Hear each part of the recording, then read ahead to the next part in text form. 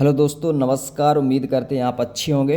आइए, हमारे पास कक्षा नौवीं के हिंदी का महत्वपूर्ण पेपर है, इसे हम देखते हैं। सबसे पहले हमारे पास दिया हुआ सदुक्कड़ी भाषा किसकी है, तो कबीरदास जी की है।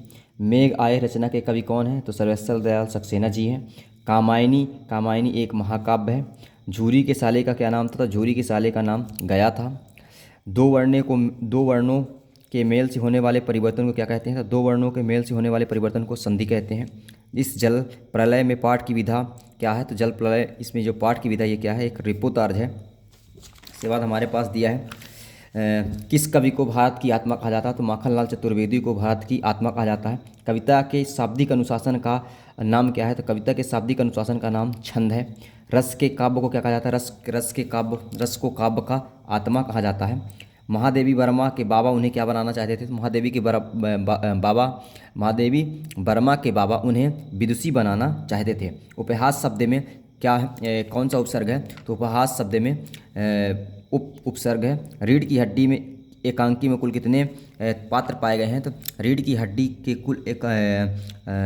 में कुल 6 पात्र पाए जाते हैं। इसके बाद आता है सत्य। सत्य आता है कबीर एक समाज सुधारक थे, तो ये सत्य है, कबीर एक समाज सुधारक थे। अलंकारों का अनावश्यक प्रयोग कविता के सौंदर्य को कम कर देता है, ऐसे ये क्या हो जाएगा, असत्य हो जाएगा, ऐसा नहीं होता है। डांडे तिब्बत की सबसे खतरे की जगह है, तो ये सही है, डांडे तिब्बत की सबसे खतरे की जगह है। श्यामचरण दुबे का जन्म उत्तर प्रदेश के बनारस में हुआ था, ये असत्य है। श्यामचरण का दुबे का जन्म मध्य प्रदेश के सिवनी जिले में हुआ था। हवा से बातें करना का अर्थ है तेज गति से भागना, ये सही है। हवा से बातें करना का मुहावरे का अर्थ है कि तेज गति से भागना। नानी के मन में देश की आज़ादी के प्रति जुनून था, तो सत्य है, नानी के मन में देश के प्रति आज़ादी के प्रति जुनून था। ये क्या हो जाएगा, सत्य हो जाएगा। ये सत्य है, ये असत्य है, ये सत्य है, ये असत्य है, और ये क्या है, सत्य है। इसके बाद हमारे पास है सही जोड़ी है। लाल दत्त कौन है, लाल दत्त एक काश्मीरी कवियत्री थी। लाल दत्त ये हमारे पास दिया है, लाल दत्त कौन है, लाल दत्त एक काश्मीरी कवियत्री है। फिर दूसरा है सवैया। सवैया एक वार्णिक छंद है। लेखक की नज़र कहाँ अटक गई थी, तो लेखक की नज़र प्रेमचंद के फटे जूते पर अटक गई थी। त्रिफला क्या है, त्रिफला 3 फलों का क्या है, एक समूह है, जिसे हम त्रिफला कहते हैं। इंद्र का पर्यायवाची क्या है, तो इंद्र का पर्यायवाची सुरपति होता है। विभीषिका का अर्थ होता है भयंकरता, भयंकर या डर होता है। इसके बाद एक वाक्य में उत्तर में आ जाइए। रसखान किसके अनन्य भक्त थे, रसखान भगवान श्री कृष्ण के अनन्य भक्त थे।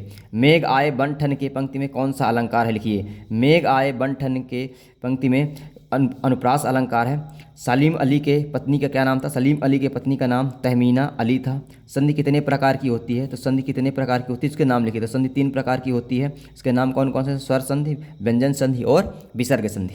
इस जल में प्रलय में बाढ़ के पानी का क्या कहा गया है, तो जल में प्रलय बाढ़ के पानी को मृत्यु का तरल दूध कहा गया है। मृत्यु का कौन सा दूध कहा गया है, तरल दूध। जल प्रलय में बाढ़ के पानी को मृत्यु का तरल दूध कहा गया है। लेखिका मृदुला गर्ग की परदादी ने मंदिर में जाकर क्या मन्नत मांगी थी, लेखिका मृदुला गर्ग की परदादी ने मंदिर में जाकर के ये लेखिका ने अपनी माँ को पहली संतान का लड़की होने का वरदान मांगा। तो उसने क्या मांगा था कि हमारी माँ के पहली क्या, लेखिका की माँ को क्या पहली क्या संतान क्या होनी चाहिए, लड़की होनी चाहिए। इसके बाद बहुत ही इंपॉर्टेंट प्रश्न है कि भक्ति काल को स्वर्ण युग क्यों कहा जाता है, भक्ति काल को स्वर्ण युग क्यों कहा जाता है। तो भक्ति काल का हिंदी साहित्य का स्वर्ण युग इसलिए कहा जाता है, ये लिखा हुआ है। इस प्रश्न को आप स्क्रीनशॉट लीजिए यहाँ से यहाँ तक और लिख लीजिए कि भक्ति काल को हिंदी साहित्य का स्वर्ण युग क्यों कहा जाता है। इसके बाद हम आते हैं दूसरा अगला प्रश्न हमारे पास कि नई कविता की 2 विशेषताएं लिखिए। अगला प्रश्न हमारे पास नई कविता की 2 विशेषताएं लिखिए। नई कविता की 2 विशेषताएं हमारे पास है। नई कविता की 2 विशेषताएं, पहला नंबर है कि लघु मानववाद की प्रतिष्ठा, दूसरा प्रयोगों में नवीनता, इस तरह से बहुत सारे हैं। तीसरा क्षणवाद को महत्व, चौथा अनुभूतियों को वास्तविक नियंत्रण। तो इसमें प्रश्न आया था कि 2 विशेषताएं लिखना है, तो नई कविता में 2 विशेषताएं हमारे पास है, लघु मानववाद की प्रतिष्ठा, प्रयोगों में नवीनता और क्षणवाद को महत्व। इसके बाद हम अगला प्रश्न देखते हैं। माखनलाल चतुर्वेदी या सर्वेश्वर दयाल सक्सेना की काव्य का सौंदर्य एवं विशेषताएं लिखिए। तो ये आ गया था प्रश्न, काव्य के भाव सौंदर्य और 2 विशेषताएं लिखिए। तो आइए इनको देखते हैं। तो आप माखनलाल चतुर्वेदी, ये सर्वेश्वर दयाल सक्सेना के भाव सौंदर्य आप ये लिख सकते हैं। इनका ये भाव सौंदर्य है कि ये काव्य सर्वेश्वर दयाल सक्सेना ने काव्य में ग्रामीण जीवन तथा मध्यम वर्गीय जीवन की स्वाभाविक अभिव्यक्ति की है। प्रेम सौंदर्य के प्रति प्रकृति का मनोरम अंकन इन कविताओं में दिखाई देता है। ये इनका क्या था, भाव सौंदर्य था। तो इसको आप यहाँ लिख सकते हैं माखनलाल। इसी तरह से हम दूसरा निकालते हैं माखनलाल चतुर्वेदी का। तो माखनलाल चतुर्वेदी का ये हमारे पास भाव पक्ष है, ये भाव सौंदर्य है। इसको आप यहाँ से लिख सकते हैं कि ये काव्य मूल स्वर देश प्रेम था। इन्होंने देश के प्रति संस्कृत दर्शन प्रेम भाव सौंदर्य का स्वाभाविक अंकन किया है। इसमें देश के रहस्य विद्या और प्रेरणा के स्रोत स्वर व्यक्त हुए हैं। यहाँ से यहाँ तक आप इस लिख सकते हैं। ये क्या था, माखनलाल चतुर्वेदी का क्या है, भाव सौंदर्य है। हमारे पास प्रश्न है, इसको आप देख सकते हैं। पहला क्या है, मानसरोवर में कबीर का क्या आशय लिखिए।